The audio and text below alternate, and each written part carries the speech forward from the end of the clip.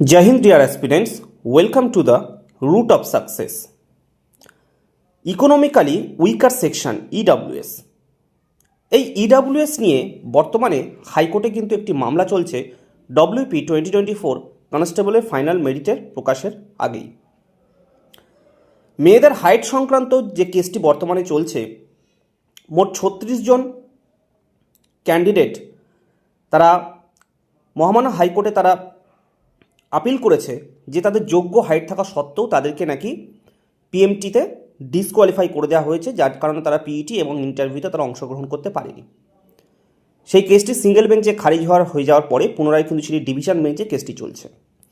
এছাড়াও economically weaker section নিয়েও কিন্তু বর্তমানে কিন্তু হাইকোর্টে একটি মামলা চলছে, যে বিষয়টি নিয়ে তোমরা অনেকেই আমাকে জিজ্ঞাসা করছো যে এর সারমর্মটা কী।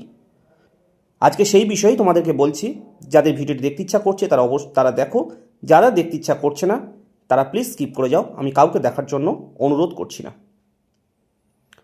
তোমাদের যখন ফর্ম ফিল আপ হয় 2024 সালে, তখন ফর্ম ফিল আপের সময় যে নোটিশটি প্রকাশ হয়েছিল, দেখতে পাচ্ছ নোটিশটি এখানে অপশন নাম্বার বি, যে মানে বি পয়েন্টে দেখো লেখা ছিল এখানটায় যে ফর্ম ইকোনমিক্যালি উইকার সেকশন যারা ফর্ম ফিল আপ করবে 2023-24 সাল অ্যান্ড অনওয়ার্ডস, অর্থাৎ 2023-24 অর্থবর্ষের ইকোনমিক্যালি উইকার সেকশনে অর্থাৎ ইডব্লিউএস সার্টিফিকেট দিয়ে ফর্ম ফিল আপ করতে পারবে সবাই।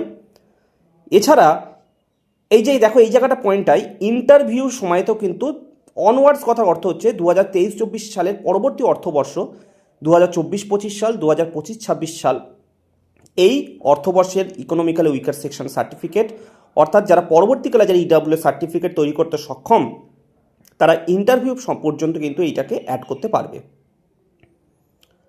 এবং সেইভাবে কিন্তু অনেক ক্যান্ডিডেট কিন্তু ইন্টারভিউর সময় যারা ফর্ম ফিল আপের সময় ইডব্লিউ সার্টিফিকেট দিয়ে ফর্মটা ফিল আপ করতে পারেনি, কিন্তু ইন্টারভিউয়ের সময় অনেকেই কিন্তু ইডব্লিউ সার্টিফিকেটটা অ্যাড করেছিল এবং সেটিকে কিন্তু ইন্টারভিউর সময় গ্র্যান্ট করা হয়েছিল।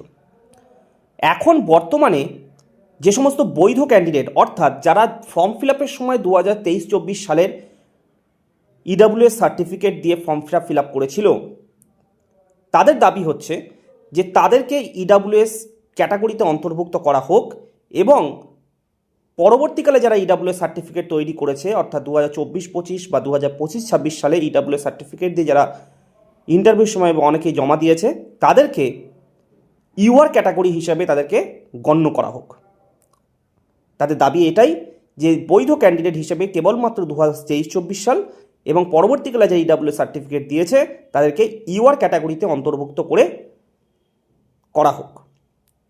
এই সংক্রান্তই কিন্তু মামলা, এইটাই হচ্ছে মামলার মূল মামলার সারমর্ম ইডব্লিউএস সার্টিফিকেট নিয়ে, যেটা কিন্তু আমাদের রাজ্যের মহামান্য কলকাতা হাইকোর্টে কিন্তু বিচারাধীন। একাধিক মামলায় জর্জরিত হয়ে থাকার কারণেই কিন্তু রেজাল্ট প্রকাশ করতে কিন্তু বিলম্ব হচ্ছে।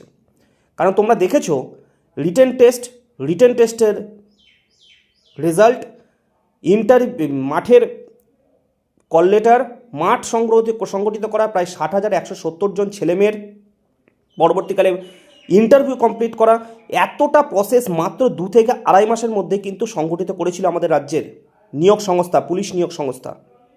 অর্থাৎ তাদের ইন্টেনশন ছিলই যে ভোটের আগে রেজাল্টটা পাবলিশ করা, কিন্তু এই একাধিক মামলা কিন্তু বর্তমানে কিন্তু কলকাতা হাইকোর্টে চলছে, যার কারণে কিন্তু রেজাল্ট প্রকাশে এত বিলম্ব।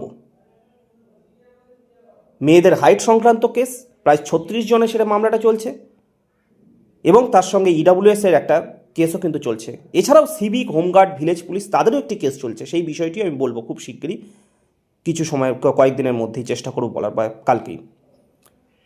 তাই সকলকে বলছি আশাহত হবে না, মনকে শক্ত রাখো, তোমাদের কাঙ্ক্ষিত ফল, কষ্টের ফল তোমরা অবশ্যই পাবে। রেজাল্ট আজ নয় কাল ঠিক প্রকাশ হবে। এখনও বলছি ভোটের আগে রেজাল্ট প্রকাশে কিন্তু সম্ভাবনা আছে। জয়েনিং হবে কিনা বলা যাচ্ছে না, কারণ এত সংখ্যক ক্যান্ডিডেটের রিটেন টেস্ট, মাঠ, ইন্টারভিউ সমস্ত কিছু যদি কমপ্লিট করতে পারে, তাহলে মাত্র 11,000 সামথিং যে তোমাদের জয়েন করাবে, তাদের ডিআইবি ভেরিফিকেশন, মেডিকেলটা করানো সম্ভব হবে না বোর্ডের কাছে? নিশ্চয়ই হবে। তাই বোর্ডের প্রতি বিশ্বাস রাখো, এবং নিজেদের পরিশ্রমের প্রতি বিশ্বাস রাখো। পরিশ্রম করলে তার ফল ঠিক পাওয়া যায়, চিরকাল এটি চিরন্তন সত্য। তাই তোমাদের কাঙ্ক্ষিত ফল তোমরা নিশ্চয়ই পাবে। সকলকে এটুকুই বলার ছিল, নিজের খেয়াল রাখবে, পরিবারের খেয়াল রাখবে এবং অবশ্যই মোটিভেট থাকবে। জয় হিন্দ।